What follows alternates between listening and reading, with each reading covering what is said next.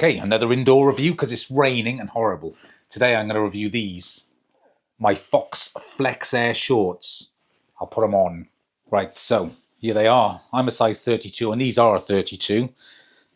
They're classed as being baggy when you look at the website, but they're not. They're fairly tight as far as I can tell. I like the length just above the knee, quite a snug fit. Mind, I'm on the large side of 32 at the moment because I'm just about to head off on a trail, so I'm probably a 34 at the moment. These are the dark shadow colour, and the only other colours are like a cloud grey and black, I think. So very boring colours. I don't know what it is with bikepacking gear. It's so dull when it comes to the colours. I wish they did some more, brighter colours. That's just me though. So I bought these when I was on the GDMBR. My shorts that I set out with destroyed themselves when I was halfway through, and these were the only ones that fit me when I went, can't remember wherever shop I was in.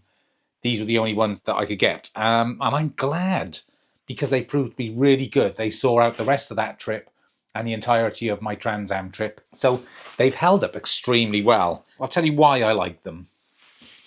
So first of all, the material is made from 72% polyamide nylon, 19% polyester, and 9% elastane. It's a very, very smooth material, which is important, obviously, especially around on the seating area. You don't want any abrasion, stuff like that. It's nice and stretchy, a four-way stretch, which means it does give. My legs will definitely get bigger when I'm out on this ride coming up, and they do end up filling these shorts, and it's nice to have that little bit of give. So yeah, I find that important. It doesn't itch at all, doesn't scratch at all. It's very smooth. So also, these are very good at wicking away sweat. So the website claims, I can back that up. Yeah, they do. They don't get, saturated, and they don't smell that bad. Not as bad as normal polyester. I wonder if that's something to do with the materials. I'm not sure. But yeah, I can testify for that. Very sort of thin, the material, which helps with breathability. I find these to be really nice and cool when I'm riding in the heat and the sun, which tends to be most of the rides I do. Additionally, you got these kind of stamped out vents, I hope you can, which run down the front of both legs. So yeah, nice way of getting some air circulation. They are lovely and cool. I guess that's why they're called Flexair, probably because of that feature. They've held up well. There's about 6,000 miles on these at the moment, and yeah, no issues, no damage. They're in such good shape. I'm going to be bringing these on my New Zealand bike ride, which is coming up in January this year. Another feature I really like, this very wide waistband. It goes all the way around. It doesn't pinch at all. It's very comfortable. Quite often with shorts, particularly shorts that aren't exactly designed for cycling, they'll have narrow waistbands and they do start to cut in. These don't, not at all. So that's really good. This is probably the coolest thing, the way that they fasten up. So you've got this ratchet system. So you just slide it in and cinch it up, and then to release, you pinch the sides and pull it open. So I like that particularly because I do drastically change size and shape when I'm out on rides, if it's a long one especially. At the moment, I'm probably 25 pounds overweight. It happens every time. It takes me by surprise. I've been back for 2 months from my last trip. So I'm going to be right at the extreme. I can get these on, but on the last click. By the time I get to the Southern Island, or the south of the Southern Island in New Zealand, I'll probably be right in around there somewhere. And on the GDMBR, these ended up being too big. So that gives you an idea of how much weight I lost on that trip. But that closure system is really nice. And, it's just nice and quick, easy, not fiddly. Additionally, you can see there at the back, there's nothing touching your skin. So it's all sealed and isolated.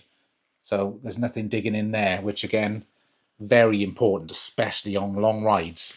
The material itself dries very quickly. So if you're out and you're at a campsite or at a stream and you want to just rinse these out, you can just dip them in, soak them, rinse them out, and more or less put them straight back on. If you leave them in the sun, I don't know, a minute, 2 minutes, it sounds like I'm making that up, and they're almost dry, and your body temperature, your skin alone will dry these. So that's another important thing. You need it. You need that. Also, you need clothing that doesn't hold on to water, cotton or any of these natural fibers, aside from merino wool maybe. but you don't want anything that holds water because chafing, you know, that is a big deal. On the back of the legs, you have normal seams, but they are low profile, so don't get in the way. On the fronts, it's bonded, it's not stitched. So I think they've done that to minimize another point that could chafe. It's starting to come away a little bit because they're just bonded. Yeah, you can see there, and you can actually see the glue underneath. So I could probably glue them back in, but you know, I'm not going to. It doesn't cause any problems, it's just aesthetic. I mean, I guess eventually they will fail and then fall to bits, but you know, I'm going to get 10,000 miles out of them, so I'm not going to expect any more. I will definitely buy some more when they do break, because even though it was completely random that I got hold of these shorts, like I say, I bought them because they were the only ones that fit. I'm so glad, and I would definitely buy them again. These are all I wear when I'm riding. I don't wear underwear anymore. I wear these shorts, nothing else. The reason for that is because any seams chafe. Any bunching up causes chafing, causes saddle sores. I'm still learning, but as far as I can tell at the moment, no underwear, shorts like these. They've got a seam at the back. You would have to, wouldn't you? They can't be one piece, but it's in the right place. This is all completely smooth, and there's no pockets, nothing like that on the back, because, you know, you don't want anything like that. And even on the inside, you can see there's nothing. It's just a smooth material. It doesn't bunch either on the seat or on your skin. It slides. So yeah, you never have that issue. On the front, either side, you've got 2 pockets, and they're zip pockets, which is, in my opinion, essential. You know, I carry my phone in this one most of the time. And quite often, if I'm off the bike or on and off the bike, I'll have my passport, credit cards in the other one. Now, there's just no way I would trust anything other than zippered pockets for that.